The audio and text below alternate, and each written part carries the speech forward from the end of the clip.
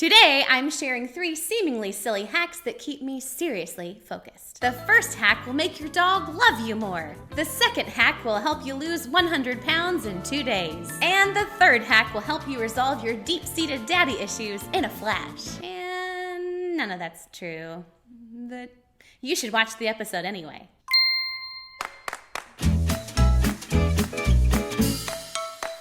Now, here is what is true.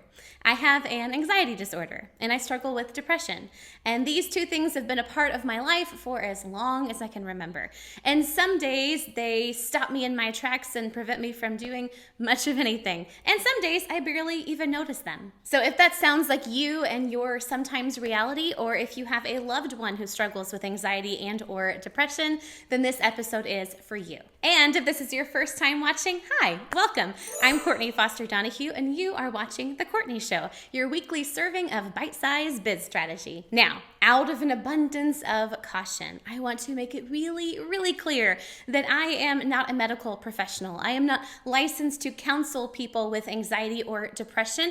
I'm not a doctor. I don't even play one on TV. But if something I share today can help you or someone you love, then good. My goal, though, is not to diagnose or prescribe, but to suggest. So today, I want to share with you 3 seemingly silly hacks that keep me seriously focused because they work, and I reckon they could work for you too. So let's get to it. 3 seemingly silly hacks that keep me seriously focused.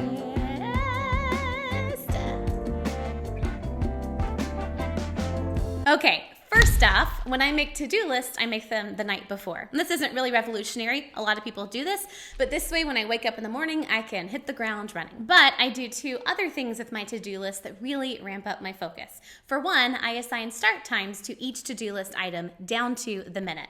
Here's what that looks like. 9 o'clock, email CPA. 9:05, update website homepage. 10:30, make hair appointment. Do I always do every item in time? No, but I have noticed that I am way more productive when I do this than when I don't. Beyond scheduling a to-do list item, I also like to verb it. Verb it real good. Verb it. Verb it real good. Verb it. Verb it. What I mean by verb it is that I will place an actual verb, an action word, in front of that to-do list item, therefore making it more actionable for me. If you recall from language arts class, a verb is an action word, state, or occurrence forming the main part of a predicate of a sentence. Now, this one might seem a bit silly, but for me, it has a big payoff and totally changes my perception of those to-do list items. And this actually goes all the way back to my career as an actor. When you are acting, you're portraying a character driven by wants, needs, and desires. So for that reason, it's never enough just to be an adjective, like happy. We want to have a verb attached to that. Otherwise, that's very 2-dimensional, and that makes for bad storytelling. So you're not just happy, you're celebrating an achievement, or you're breathing a sigh of relief because you're safe. Both of those things might result in happiness, but they're going to feel and look a bit differently, so they're portrayed differently. Now, I got a little bit actor nerdy there for a minute, but the same thing applies to to-do list items because they're based in human behavior. If I put a bunch of dry items on my to-do list, like taxes, website, hair, I might get those things done. Maybe not. I certainly won't have a ton of excitement around those to-do list items, and every time I look at them, it's going to drain on my energy and my willpower just a little. And you might think I'm being overly particular here, but I've tested this with myself, and it works. When I have a verb in front of a to-do list item, I am far more likely to get that done and faster. It takes half a second longer to add the verb, but it saves me way more time. So this to-do list with the dry items like taxes, website, hair, could become email CPA, update website homepage, or make hair appointment. These small and seemingly insignificant changes can have big results. And the good news, you don't have to take my word for it. Go revisit your to-do list today, throw a few verbs in, and see what happens. And if a to-do list item is too big to just add a verb, that shows you that maybe that to-do list item is too big and you need to break it down into smaller tasks. Otherwise, you might not ever get it done. Speaking of not getting it done, that brings me to the second seemingly silly hack that keeps me seriously focused. 3 seemingly silly hacks that keep me seriously focused.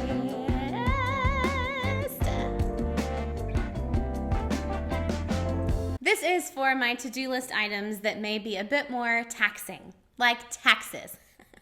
Get it? Because of the... For those less fun to-do list items, or just the ones that might require more emotional energy or willpower, I write myself a pep talk from the past. A pep talk from the past. Now, since I am making my to-do list the night before, this is past me talking to future me, giving myself a pep talk through the space-time continuum. Why do I do this? Because I know me, and not every item on my to-do list lights me up. And even as the CEO of my business, even though I have an amazing team, there are still some things that I have to do that really only I can do. And sometimes those to-do list items are less than thrilling. But for most of those items, the feeling I get after completing that task is far better than the continual feeling I get ignoring or putting off that task day after day. So for those tasks that I'm more resistant to, that's when the pep talk from the past helps out a lot. Here's what that looks like. Listen, I know this isn't your favorite thing to do, but you must update the website homepage. You have hundreds of visitors every day, and they're seeing the old, outdated version. You only get one first impression. By not updating it, you're leaving money on the table. Right now, updating is so easy. Just do it. Now, my little word of caution here is to be kind to your future self. That person is probably doing great work. They just need that extra nudge that the pep talk from the past can give them. It's not the future you is a flake or lazy. You just might be at the bottom of your willpower reserves that day. Or maybe that's when the resistance, the enemy, the devil, the conspiring chemicals, whatever you want to call it, a not so nice voice is talking a little too loudly for you to focus that day. So writing in a few pep talks from the past could be the very thing you need to sharpen your focus and get that ish done. So when you're writing in a pep talk, consider the quiet objections you usually have for not doing something, identify those, and overcome those objections. Basically, I want you to sell yourself on the benefits of doing that task, which is great practice for your marketing and sales skills as a business owner. Also, it's kind of fun, so it's a win-win, a winfinity. Win, win, win, win, win, win, win, win, win, win, win, win, win, win, win, win, win. Now, let's get to the final hack and wrap this thing up. 3 seemingly silly hacks that keep me seriously focused. This one is my favorite, and it's also the most out there. But it's so good because on my hardest days, this hack automatically steps in to save the day. I have text messages sent to myself from myself with reminders, affirmations, whatever I need. This isn't about appointment reminders or events or even to-do list items. This is bigger than that. This is that stuff that you need to hear and be reminded of when you're at your lowest point, whether lowest in energy or willpower or joy. This is easily done for free using my phone's SMS messages and an app called IFTTT, which stands for If This Then That.